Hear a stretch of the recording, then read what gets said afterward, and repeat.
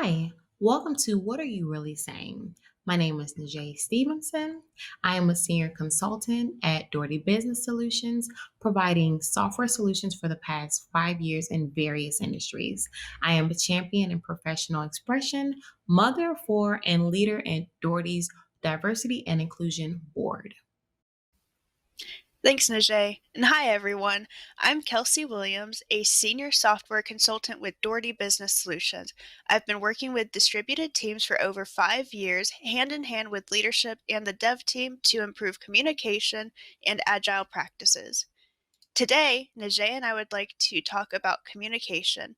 More specifically, we'd like to prove how, despite a shift in the workplace paradigm, the fundamentals of communication haven't changed. And through that, we can provide tips and tricks to improve you and your team's communication both on and offline. So, first, why is good communication important? Let's focus in on Sprint when they partnered with a company that specializes in communication.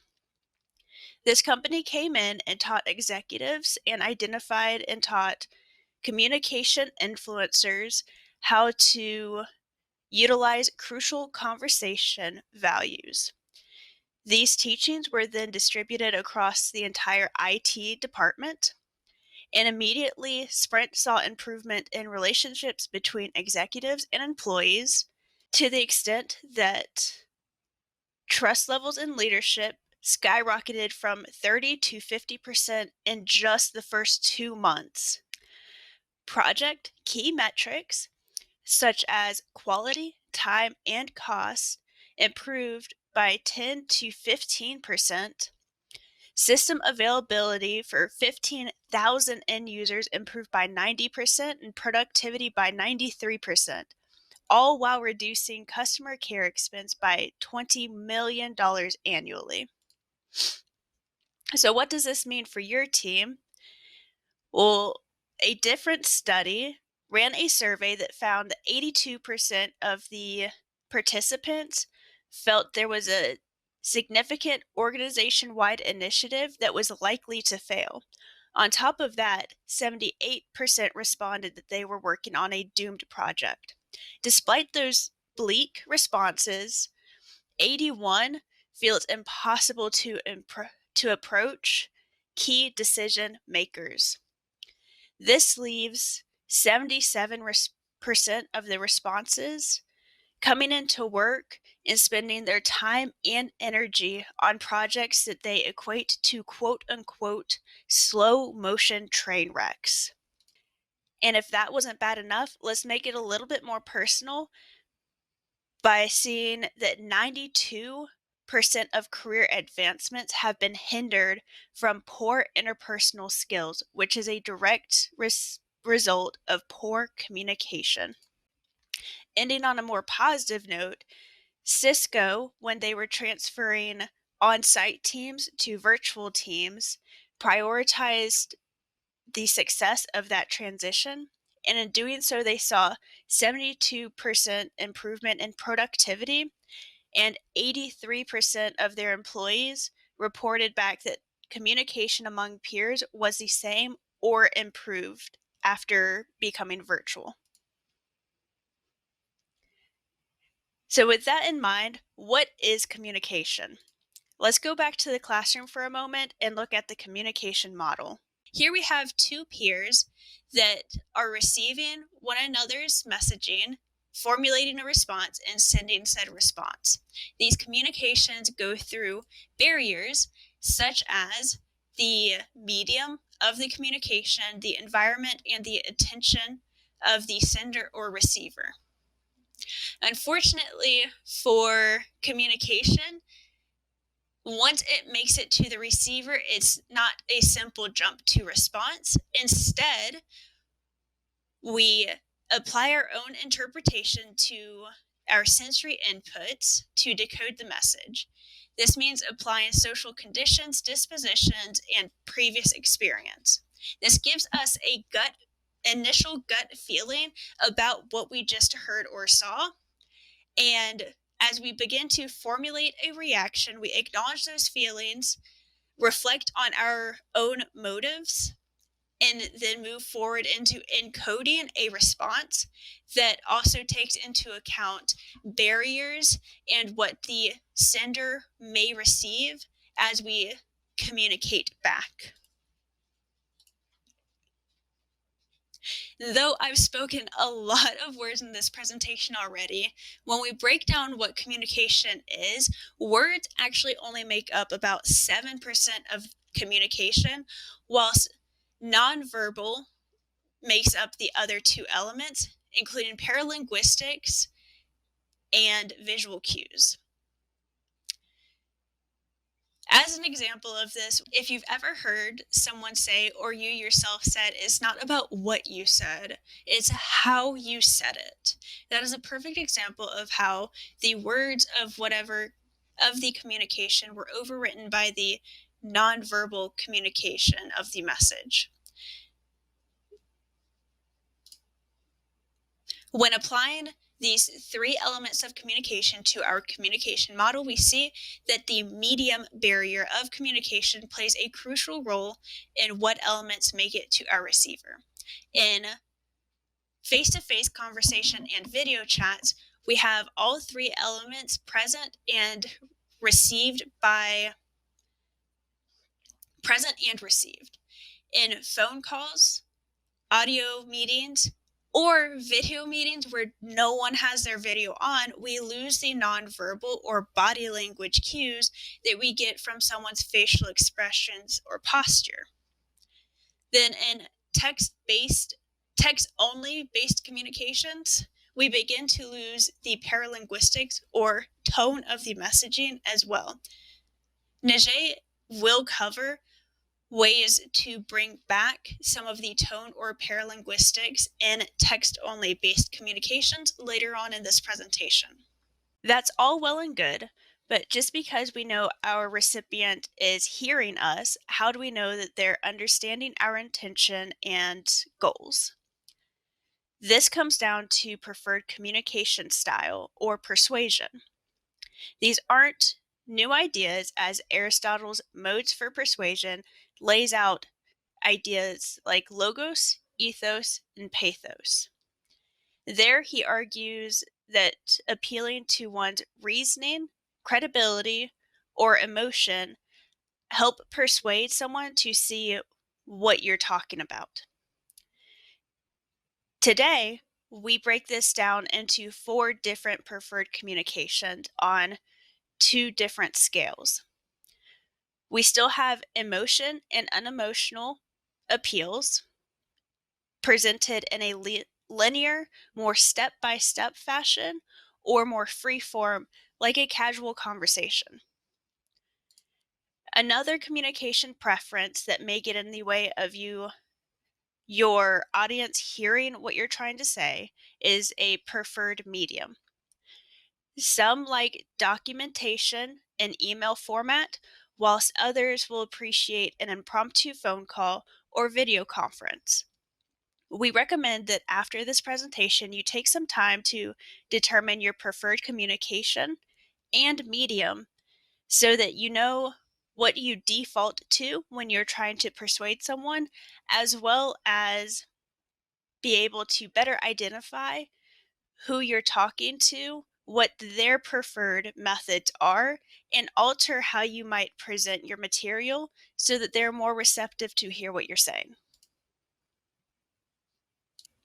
Now that we understand the basics, let's deep dive into the value of words.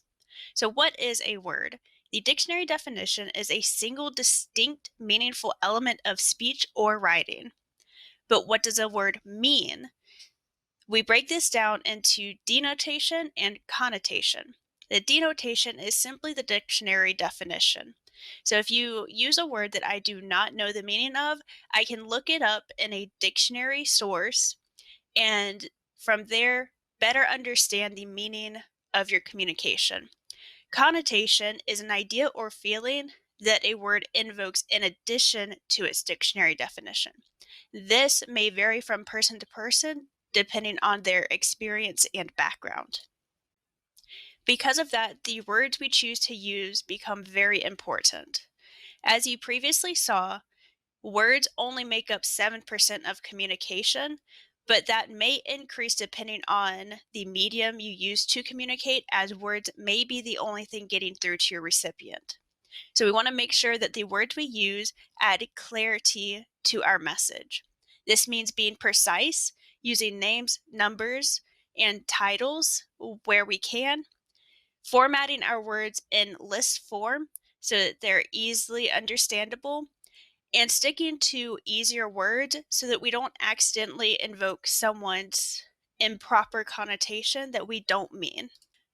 We also want to be concise in what we're saying and eliminate any words that are fluffy or beating around the bush, as they reduce clarity and comprehension to our message receivers. Lastly, use the difference between active and passive voice to your advantage. Here, we can use active or passive to ensure the focus of our sentence structures is on the proper subject that we want to emphasize. The obstacles that make it difficult for us to always pick the right words in a given situation are unclear language, such as cliches, slang, and doublespeak, and biased communication that turn our receiver off from listening to the remainder of our message. For both of these, we recommend avoiding them as much as possible. Now that we understand what words we want to use, let's figure out a way to engage our recipient for better communication. Speaking honestly is a communication pattern that works through identifying facts and coming up with a solution. Crucial conversations suggest that you share facts, stick to the facts, and then you can share how you interpret those facts and encourage the other person to share how they interpret them as well. This will give you a quote unquote same page starting ground to work towards a team goal. We also want to avoid absolutes and encourage keeping the dialogue open even if that conversation is done. An additional tip is to speak from the heart. This does not mean to speak from your emotion. Speaking from the heart means being transparent, identifying your intention and goals, and being open to working with the team to prioritize a higher goal that everyone can feel comfortable working towards. When emotions do get high, you can invoke a non-violent communication pattern to de-escalate the situation. Just like speaking honestly, you want to keep it about the facts and your interpretation.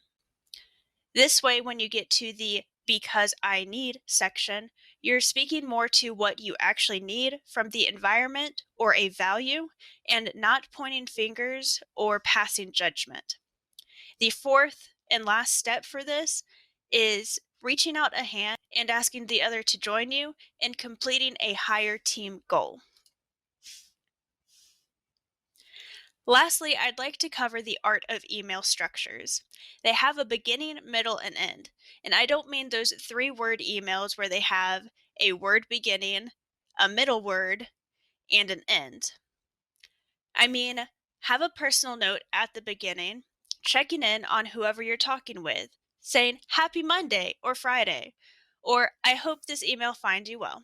And then you can dive into the business details. Finally, we always like to end on a clear call to action. The business details should also be well structured, like a newspaper article, where you have your conclusion first and your most important information at the beginning, with any extra but pertinent details afterwards. We still want to stay precise and clear by not adding extra details that will just confuse the recipient of our emails. There are also anti-patterns to look out for during communication.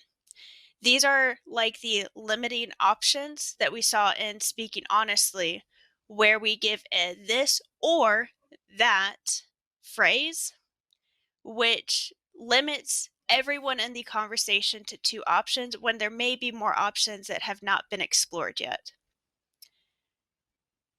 Next to me is a list of other anti-patterns to watch out for. And with that, I will pass it to Najae for the rest of the presentation. Thanks, Kelsey, and great job. Now I will detail nonverbal communication and environment. Nonverbal communication is important because it gives us valuable information about a situation, including how a person may be feeling, how someone receives information, and how to approach a person or group of people. Paying attention to and developing the ability to read nonverbal communication techniques is an invaluable skill you can leverage at every stage of your career. There are several types of nonverbal communication techniques, including facial expressions, kinesics, paralinguistics, chronomics, proxemics, haptics, and appearance. From the short film that you're about to watch called Birds by Pixar, Pixar does an amazing job detailing these nonverbal techniques and giving great examples. But before we watch the film, I would like to just talk a little bit about each. Facial expressions are responsible for a huge portion of nonverbal communication. Consider how much information we can convey with just a simple smile or a frown. Look at a person's face is the first thing we see before they even say hello.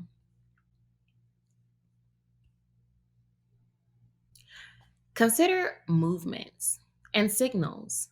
These are important ways to communicate without words. Common gestures include waving, pointing, and using your finger to indicate numeric amounts. I will discuss paralinguistics in the next slide. Chronomics is the study of how people use time. Are you someone that's always early or on time? Or are you someone that arrives late to most events? Some believe that the use of time communicates a variety of meaning around us. Think about the person you know who is most frequently late. And how would you describe that person? Now think about someone who is on time. And what are your thoughts about that person? Do these differ? If so, it's probably based on the way they use their time. In the US, we place high value on being on time and respond positively to people who are punctual. But in other countries such as Latin America, time is not really that necessary. It's not a goal that one want to achieve. People often refer to proxemics as personal space. I'm an extreme extrovert, so I don't mind people being in my space, but this is something we must pay attention to when working with others. Haptics, the study of touch. Touch is the first type of nonverbal communication we experience as humans. Think about it. Touch is the first thing we experience even as babies. We use touch to share feelings and relate meanings. Think about a handshake, a high five, and a pat on the back from your coworkers. Appearance. Our choice of color, clothing, hairstyle, and other factors affecting appearance are also considered a means of nonverbal communication. Research on color psychology has demonstrated that different colors can evoke different moods. Appearance also alters psychological reaction, judgments, and interpretations. We find this a lot in the courtrooms today. Just think of the subtle judgments one quickly makes based off someone's appearance. These first impressions are important, which is why experts suggest that job seekers dress appropriately for interviews with potential employers. Now, to our short film. If you are not familiar with this film, For the Birds is about a group of stuck-up birds that outcast an awkward, uncoordinated bird. As the story begins, you see a bird fly and land on a wire. Let's call him Bird A for this scene. As the second bird enters the scene, which will be Bird B, he lands very close to Bird A. This is proxemics, the use of physical space. This will be the first code of nonverbal communication that we will discuss. Due to the lack of space, we see bird A's unhappy reaction. Not only did bird B land extremely close to bird A, which invaded his personal space, but also spread his wings, which invaded his territory. Also notice that these birds are identical, which leads us to our next nonverbal code, physical appearance. As we observe these birds, all of them are pretty identical, except for one. This bird here. He is tall, lanky, uncoordinated, and goofy looking. According to page 236 in Nonverbal Communication, physical appearance is the visual attributes like hair, body type, and other physical features that either make you attractive or unattractive. It is obvious here that he is considered unattractive because of these features. Immediately, they take advantage of this and begin to mock him. As the awkward bird gets their attention again, we notice a change in their facial expressions. On page 225, it states that a person's character is clearly written on their face. Facial expressions are our next nonverbal code, as they are clearly expressed here. They are all startled and express different emotions, as we can see: shocked, angered, nonchalant, and worried. You can tell by the angle of their eyebrows how they feel. As they scamper down the wire away from him, they clearly have facial expressions of annoyance and disgust. Skipping ahead a little, let's look at this chubby guy here. Throughout this scene, his eyes are slanted, which shows anger. I love how Pixar put in little details like this to show us his character. If we take a look at his beak, we'll see that it has a lot of scratches, which shows he uses it a lot, especially compared to the beaks of other birds. In this clip, you can see the difference between his beak and the beak of another bird. As two birds begin to hammer on the toes of the outcast, one bird begins to chirp as if he's chanting, which gets everyone to join him. This shows that he is using vocalics to demonstrate his power to influence the others to join in. This is a form of kinesics and vocalics. His initial chirps are loud and have a steady speech rate to provoke others to join in. He also uses his eyes to signal others. As he becomes aware of the environment, he changes his chirps to a louder and higher pitch.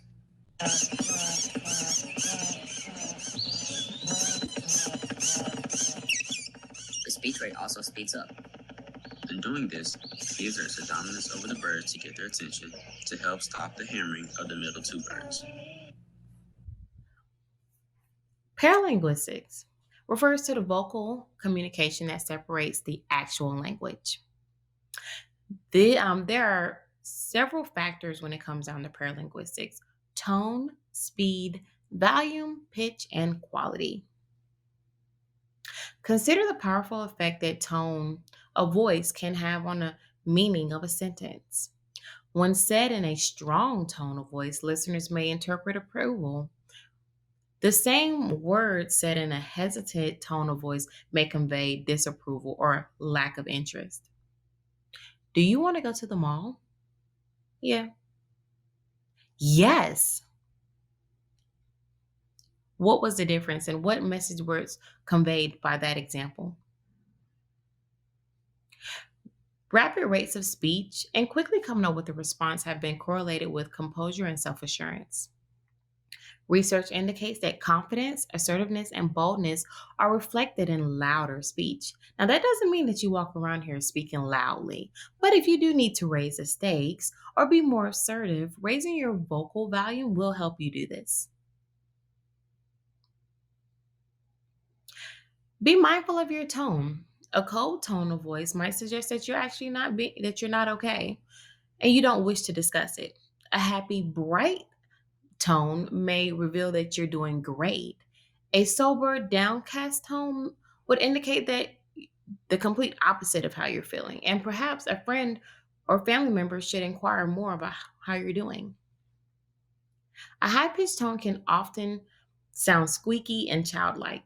Many people associate lower tones with greater credibility, maturity, and authority. More men are born with a low baritone, and they rarely use high levels of pitch like women do. Even though low pitched voices are often considered more credible, you should never force your voice so low that you lose vocal power or vocal focus. Let's discuss quality. Quality refers to the vocal characteristics that allow you to differentiate one voice from another. Emojis. These are called text based paralinguistics. 72% of users between the age of 18 and 25 find that emojis are easier to express emotions. 51% find emojis improve one's ability to interact, while 31% of users ages 40 and up lack confidence using emojis, and 54% are more confused by the emoji. So, with this being said, please be mindful of your audience. This is very important. Emojis provide context to text and establish a tone. Emojis should make it easier to express self and increase interaction. Remember, use emojis as their described text indicated. Diction before connotation always. Evaluate your company's culture around emoji use.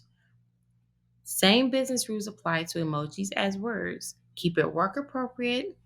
Use simple, well known emojis. Next, let's talk about GIFs.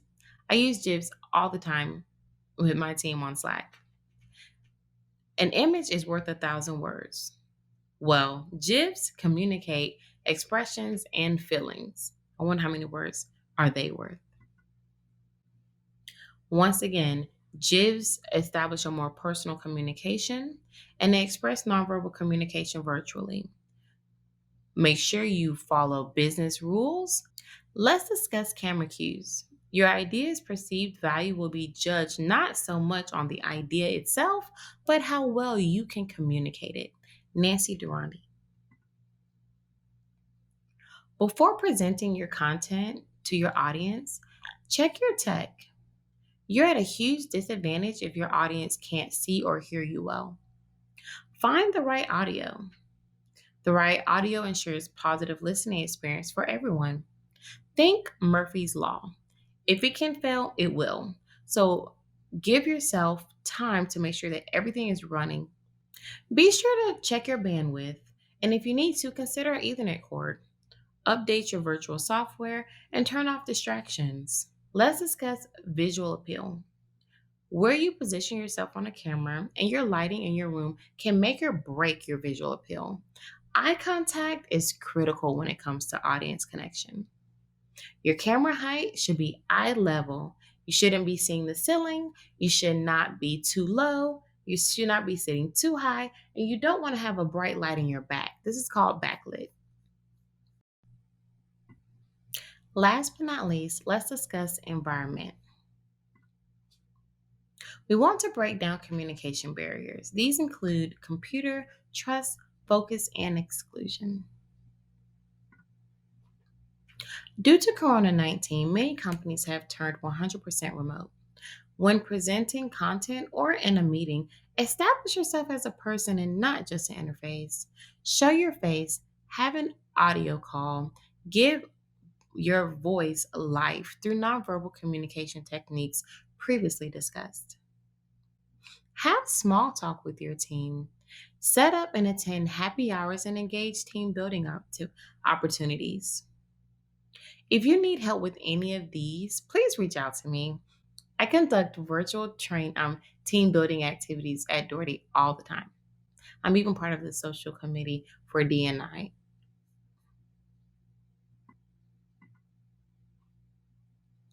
Communication builds trust, and trust enhances communication. How can one be transparent about their progress or mistakes if they don't trust the team? Understand that trust builds a safe space for mistakes, and mistakes are just learning opportunities waiting to happen. There are two types of trust. You have swift trust and personal trust. Let's talk about it. Swift trust is short lived, formed under stress of accomplishing a goal, something similar to being on a new project and accomplishing or finishing a ticket. When you're in this type of relationship, to build this trust, it's best to communicate frequently, be transparent, be accessible, keep everyone well informed, be consistent and predictable. And then you have personal trust, and this is one that we all know too well. Personal trust is built over time from more personal connections. Because this is something so familiar, I'm not going to go into great detail. Being at work when working. It's like a switch for some. Have your on and off delineations. Consider your space, routine, household contracts, and as always, remove any and all distractions. Pay attention in meetings.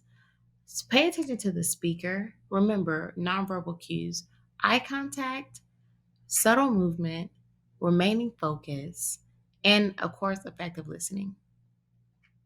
Be prepared before any meeting. Set the precedence that any questions requiring research will be noted for later investigation. Do not continue working on previous task or trying to wrap up something really quickly. Be respectful of other people's time. Try to save time for a human break when meetings are planned to be extremely long. Work sessions that work. Here's a couple of tips to help. Have an agenda. Switch off who's leading the meeting. Agree on break times. This is very important because too many times we take breaks at different times without agreeing upon it, and therefore we're not really working at the same time, and therefore the work session isn't really working at as optimally as it should. A key bringing people back into the conversation. The key to critical conversation is always to stay in dialogue. If the lines of communication are down, then there's no hope for a resolution. Only when we are taking care, the key, start over. Bring people back into the conversation. If someone has shut down and no longer partakes in the conversation, let's stop the current conversation. Remember, the key to a critical conversation is to always stay in dialogue. If the lines of communication are down, then there is no hope for a resolution. Only when we are talking can we get all the relevant information out in the open. Let's apologize or contrast when necessary. You don't have to apologize for what you're saying, but we want to make sure that we apologize for the way that the person is feeling. If someone's feeling down, they're not going to want to partake in a conversation. Let's make sure we realign on our goals. And again, once we're back together and we're ready to resume, then we resume the previous conversation at hand. This concludes today's talk. I hope that you really enjoyed it, and I'm going to hand it over to you for closing words. Thank you, Najae, for sharing all of your knowledge. And thank all of you for watching today. If you have any additional questions or comments, please reach out via email or LinkedIn. Have a great day.